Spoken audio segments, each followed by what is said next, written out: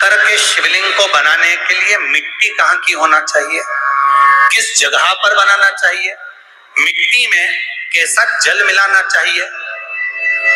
जब शिवलिंग का निर्माण करें, शंकर के शिवलिंग को जब बनाए तो सबसे पहले कैसे बनाए, उस तक का विधान शिव महापुराण में और लिंग पुराण में कहा गया।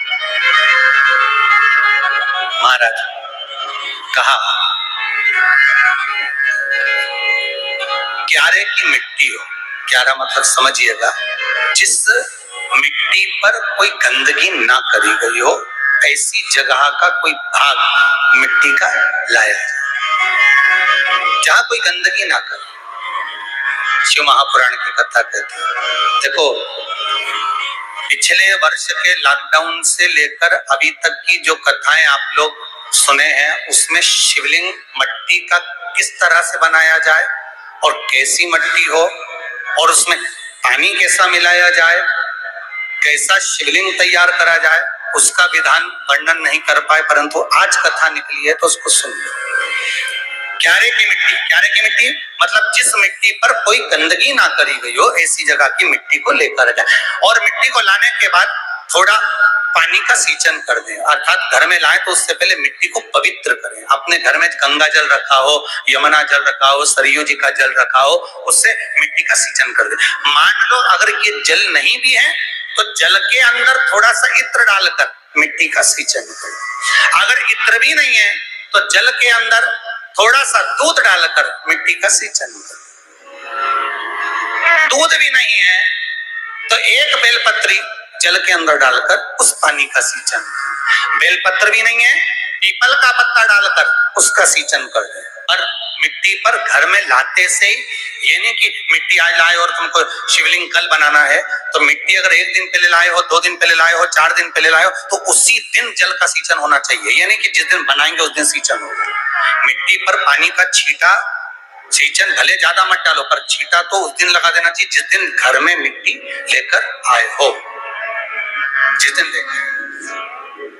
फिर भले तुम शिवलिंग 15 दिन बाद बनाओ, 8 दिन बाद बनाओ, 10 दिन बाद बनाओ, 3 दिन बाद बनाओ, और उस समय पर मिट्टी का सिंचन उस समय हो जाना चाहिए।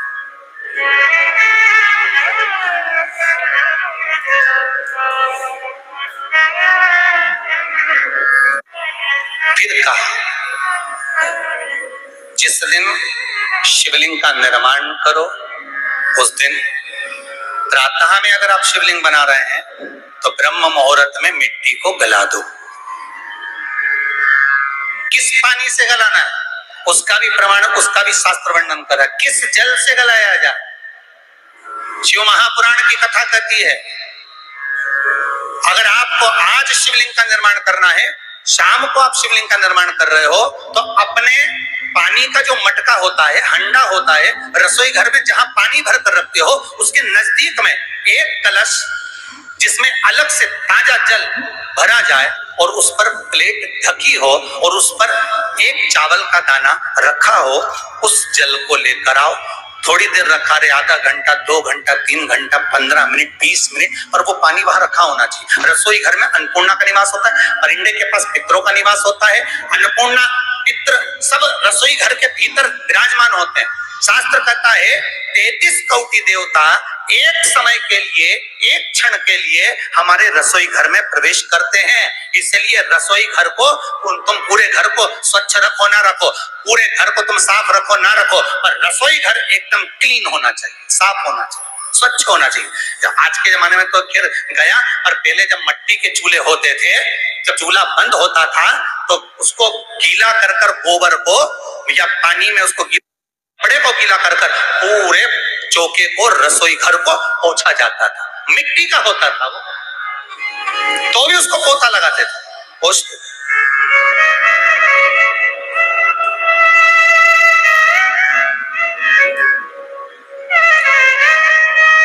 तो पहला क्रम है पार्थिव शिवलिंग का निर्माण। सावन के महीने में अगर आप शिवलिंग बनाते हैं, सोमवार को शिवलिंग बनाते हैं, तो नियम ध्यान रखिएगा महाराज, लिंग पुराण से है ये, इसका नियम ध्यान रखिए। क्या करना है, मिट्टी को लाना है, जल का छींटा देना, छींटा जरूर देना है, घर में लेकर आए और जल का छींटा होना जरूर।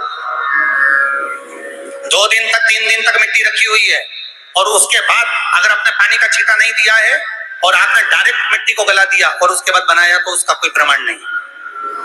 जल का छींटा अवश्य, फिर उसको रख दें। 15 दिन बाद बनाओ, 4 दिन बाद बनाओ, 3 दिन बाद बनाओ, 2 दिन बाद बनाओ। शिवलिंग जब बनाओ तब उस मिट्टी को, जो कलश आपने रसोई घर में रखा है चावल का दाना रखकर प्लेट के ऊपर, अर्थात उस कलश का जल उस मिट्टी में थोड़ा सा डालिए। क्यों डाला जाता है उसका भी भाव वर्णन किया है। अब भविष्य पुराण, स्कंद पुराण और अग्नि पुराण, इन तीनों से ले लिया गया। वर्णन किया गया जब उस कलश का जल हम डालते हैं तो उस कलश में पितरों का भाव आ जाता है, अन्नपूर्णा का भाव आ जाता है, घर में लक्ष्मी का भाव आ जाता है, संपदा का भाव आ जाता है। पूरे 24 घंटे के अंदर एक क्षण के लिए रसोई घर में 33 कोटि देवता आते हैं, तो वो देवता का सारा भाव उस कलश के अंदर आ जाता है। और वो जल जब हम उस मिट्टी में मिलाते हैं तो गंगा, यमुना, सरयू, सरस्वती, ये 33 कोटि देवता में, तो इन सब का आनंद उस जल में आ जाता है। और वो जल जब हम मिट्टी में मिलाते हैं तो मिट्टी पवित्र हो जाती है, स्वयं कैलाश अधिपति को स्वीकार करने के लायक हो जाती है, निर्मित करने के लायक हो।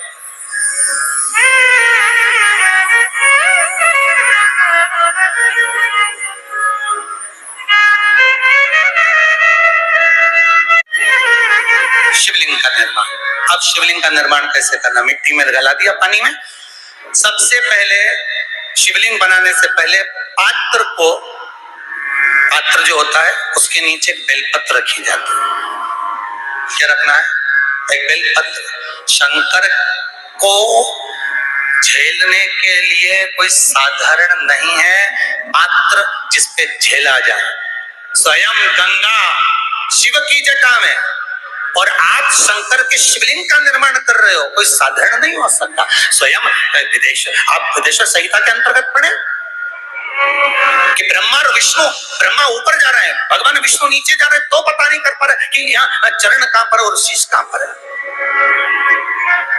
उसको जान ही नहीं पा रहे।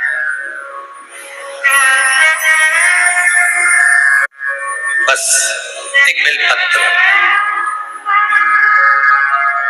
साधारण भाव में बेलपत्र भी सीधा भाव, और इस बेलपत्र की जो डंडी है वो उत्तर दिशा में रखना है थाली के अंतर्गत। जब आप शिवलिंग का निर्माण करें उत्तर, इसके ऊपर जो गलाई हुई मिट्टी है वो डाल दीजिए, और डालने के बाद सबसे पहले शिवलिंग का स्वरूप बनाना है। सबसे पहले नीचे की जलाधारी नहीं बनाना। क्या बनाना है? शिवलिंग का स्वरूप बनाने के बाद उसी शिवलिंग के पास में और मिट्टी डाल दीजिए, फिर जलाधारी का निर्माण, फिर जलाधारी।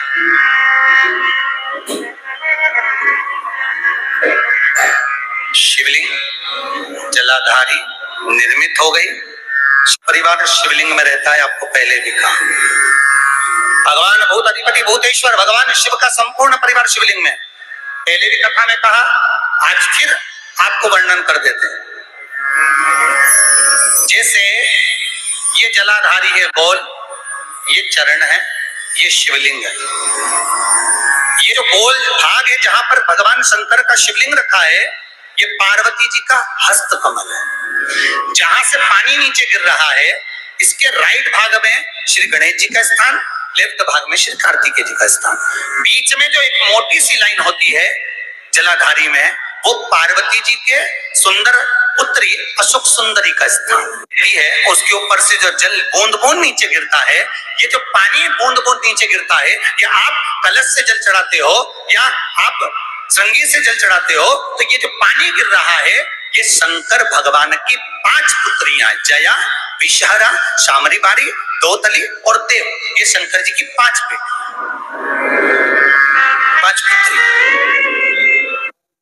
ये 2 महीने के श्रावण में अगर मान लो एक दिन आपका निकल भी गया, 2 दिन आपके छूट भी गए, कोई दिक्कत की बात नहीं। जो पेड़ तुम्हारे यहाँ लगा हो, जो पौधा तुम्हारे यहाँ लगा हो, जो वृक्ष तुम्हारे यहाँ लगा हो, जो क्यारा तुम्हारे यहाँ हो, कुंडी तुम्हारे यहाँ हो, उसी की मिट्टी को, उसी के पेड़ के नीचे, उसी पौधे के नीचे, उस मिट्टी को थोड़ा सा हाथ से उसको उठाकर एक लिंग की आकृति बना लें। उसमें जलाधारी बनाने की जरूरत नहीं, केवल लिंग की आकृति बनाकर उसी की पूजन वहीं कर कर पानी चढ़ाकर 15 से 20 मिनट बाद अपना काम करने के बाद उसी को उसी मिट्टी में विसर्जन कर दें अपनी कामना कर कर। देव अधिदेव महादेव 2 महीने के बाद क्या देगा ये वही जान सकता है।